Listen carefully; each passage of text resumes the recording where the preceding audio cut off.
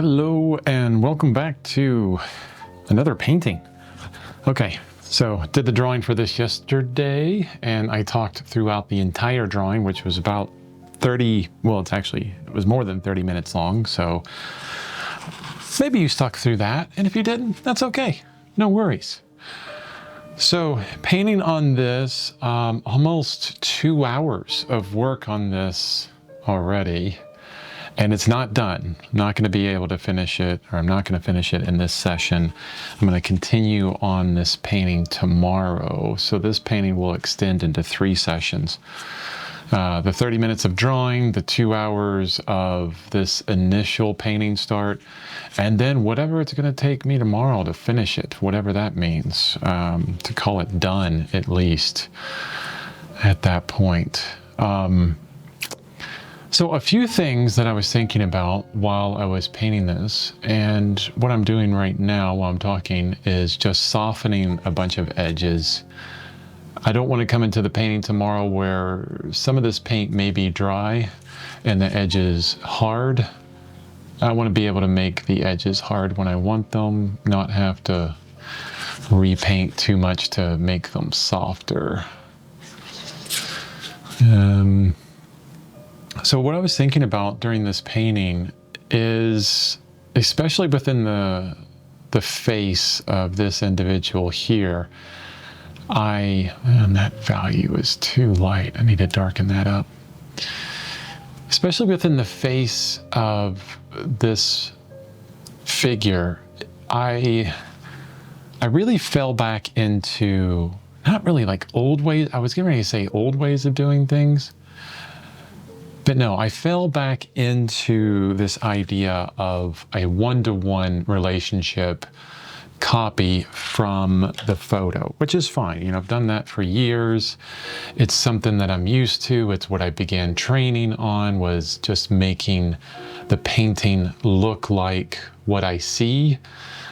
And I think that, you know, the majority of artists out there, that's all they would like to do. That's what they would really like to accomplish. I just want to make it look like the picture that I'm interested in, or the landscape I'm looking at, or the figure that I'm looking at, right? And it's totally okay, but that's not what I want to achieve within this painting. I want to be expressive with my brushwork. Have expressive mark making throughout, and have this prolonged time where I stay with a more generalized tone, value, and indication of the figures throughout. I want to stay in that generalized blob, for lack of a better word, before moving on to indicating specific, like darker value ranges, like within the eyes and the lips and the nose and the mouth and the ears and the hair. Before indicating that, I would like to have stayed within the blobby stage for a lot longer before moving to that. But I found myself lost. I didn't know really how to do that with a portrait, to place generalized tones, expressive mark making in place. Oof, I should have wiped my brush off before I hit that area. So I found myself kind of not knowing what to do. So what did I do? I fell back on this idea of, you know, just really looking at the image and copying from there, because that's what I know. You know, I retreated back into my comfort zone. Totally fine, whatever. And then I was thinking, well, you know, what am I going to tell people about this? What am I going to tell myself about this? Like, is that okay? Do I always want to retreat back into my comfort zone and not learn anything? No, no, no, no. But it was a recognition of, I guess, a point in my ability where maybe it was too far. maybe it's too far out of my comfort zone and I needed to retreat back. And maybe that's okay. Maybe, I'm not going to achieve what I'm thinking about in 1, 2, 5, 20, or 30 paintings. Maybe it's a constant thing where I need to go, begin every painting with this idea in mind, or a lot of these paintings with this idea in mind, and understand that eventually I'll get there with lots of practice and lots of paintings. And to work it in ways where I know I'm a little bit more comfortable with sticking with the expressive mark making and having a very general way of describing form in certain places. For instance, the face, I was lost. But here in the hands, I feel a route that I can take where I can indicate simplicity in very simple ways without a lot of detail and leave it at that. What I'm playing with here is this idea that what is the minimum amount that I need to describe what these hands are doing?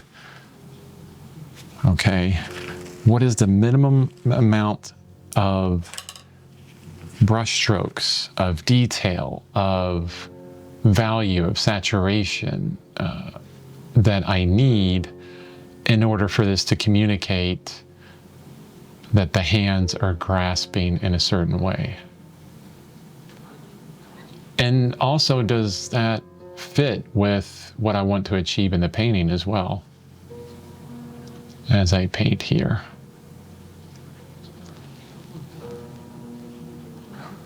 I like this little tiny bit of light. It just pops right here.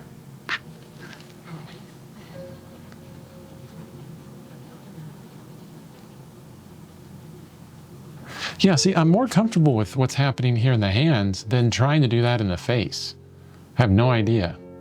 I mean, even what I have here in the face is still a far cry from the tremendous amount of detail that I would work that, years ago that I would work a portrait up in. I would need much more detail in portraits from, 4 or 5 years ago, maybe less, before I would call it complete, before I was comfortable with what I had. So here I feel like there is some progression, at least for myself, within this. I'm gonna stop painting because I can't form the sentences well when I'm painting. There's too much going on in my head when I'm thinking about stuff. There is a very clear indication of what's important in this painting. I mean, it's all up here because it's the darkest value in the painting. And it would be easy for me to see, let me move this over to make sure you can see it, like right here, right around the groin area of the person behind this figure. It's really dark as well. It's kind of like a matching darkness from the hair and the head up here at the top. And it would be easy for me to do this, whoa, that's not dark enough at all. That's nowhere near what it should be. Interesting. How different that is. I think this part of my palette is actually in shadow. Yeah. So it looks darker here than when I put it down over here. So I could add in a darker value here and then have that play between. But as you can see, even adding that little bit of value, darker value, now there's a competition between which is more important, the head or this groin area, right? And I am going to stay away from the detail down here because I don't care to describe the dance belt. I think that's what it's called, that this gentleman, this person is wearing. It's unnecessary. I don't need to go into that kind of detail there. But what I am thinking about is, you know, that value. Is that value down there going to be too much? Is it going to distract away from where I want the center of interest? And then we have a darker value right here as well. This is a cast shadow plus a crease in the arm. And then there's some fingers back here as well, but I'm not going to even paint those. Just going to avoid those completely. For a couple of reasons. Number one, I don't want any detail there. I think it's unnecessary. I want to keep the detail up here. And number two, I'm almost certain that if I paint those fingers, they'll look kind of odd unless I get super detailed in them. I feel like those are perfect to avoid. There's certain things that you'll run into while you're painting where in a photo, someone would recognize them right away. But in a painting, and especially a painting where there's not a ton of detail, where you're really kind of leaving out a lot of detail, those areas, and you know, it's something that you'll see and understand hopefully in the future, those areas just need to be left out.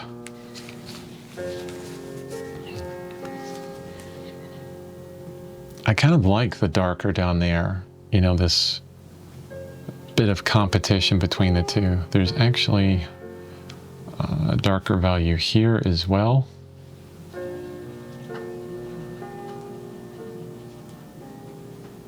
And probably the reason why it's not competing as much is, number one, there's a face up here. Us as we humans, the very first thing that we see, that we consciously look at, are faces. That's what our brains go to. We look for the face first. And then things like animals with faces, that kind of thing, that would be like secondary. And then we go down the line from there. We pick out value and saturation next, I believe. And then there's kind of a hierarchy of what we notice before other things.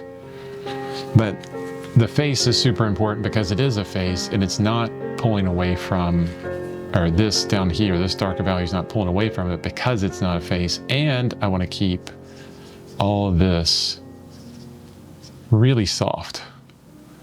I think, you know, honestly, this, so the leg here has a direct light on it. Sunlight or whatever. It feels like sunlight. It's so intense that that feels like sunlight. Here, black. A little bit of red. Too dark. Let's remove that completely and see what it looks like. Actually, that whole thing.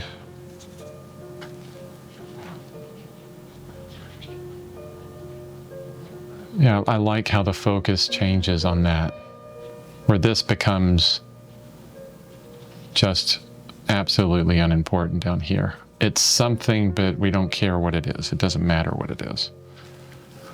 Now the composition is more in this kind of curve, and this is what we focus here, and then we're up and down, this whole thing. But yeah, I think what I'm gonna do is leave the head where it's at. Yeah, I got detailed on that. I couldn't stay with that blob, that expressive mark making for really long before I went right into the detail, and that's okay. I'm working on it. It's something that I want to get better at. I know that it's gonna take a few paintings in order to accomplish that, and that's okay. But what I can do is push it in places that I'm comfortable with, the hands, the arms, the body. this arm here maybe, and we'll see in different ways, like how little can I do here to describe it just enough. Like this arm here, I really like where that's at, except for this sharp edge there. I do not like that sharp edge.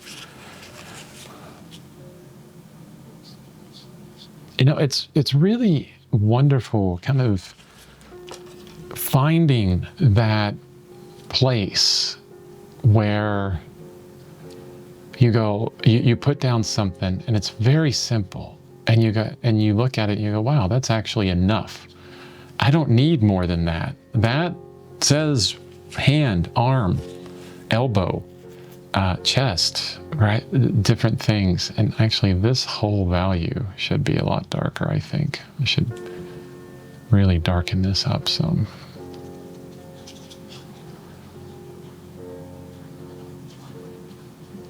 But I love the idea of finding that place where it's just enough and you don't need any more. We're going to blend all that together. That's better. And it's always surprising to me when I'm able to describe something with very little and see that it's enough. Like, wow, that says X, and it's good for me. I don't need more than that. It's a boundary that I like pushing against and pushing further and further out. And the more I do it, the more I push these boundaries, the better I'll get at it and the more I'll understand. I guess that's what I'm trying to say with this, is I wasn't able to push the boundary in some places for this painting, but I can push the boundary in others. And eventually I'll get to this point where I can push the boundaries of an entire painting. And I'm just going to be okay with doing multiple paintings and finding my way through this new way of painting for myself. I feel like too often we think, oh, here's an idea and I need to be able to master that idea or express that idea wonderfully in this one painting. And if I don't do that, this painting has failed. And what ends up is we end up working on a painting, one painting, for months and months, and we still don't get to it. And we feel like a lot of time is wasted, or maybe we do get to it. And then the next painting, we're working months and months and months as well.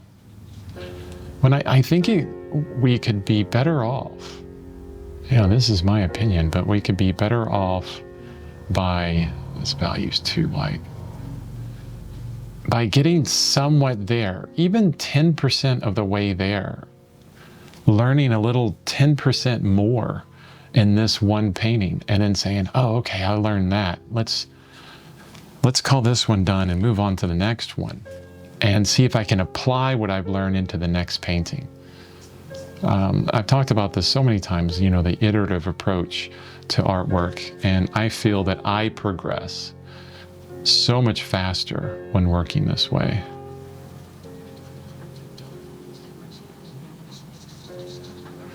So that's what'll probably happen, is I'll work on this painting tomorrow to get it to a point and then say, okay, I'm going to call this one done, then move on to the next one and try it again, try it again, try it again, and get better and better and better with every single painting.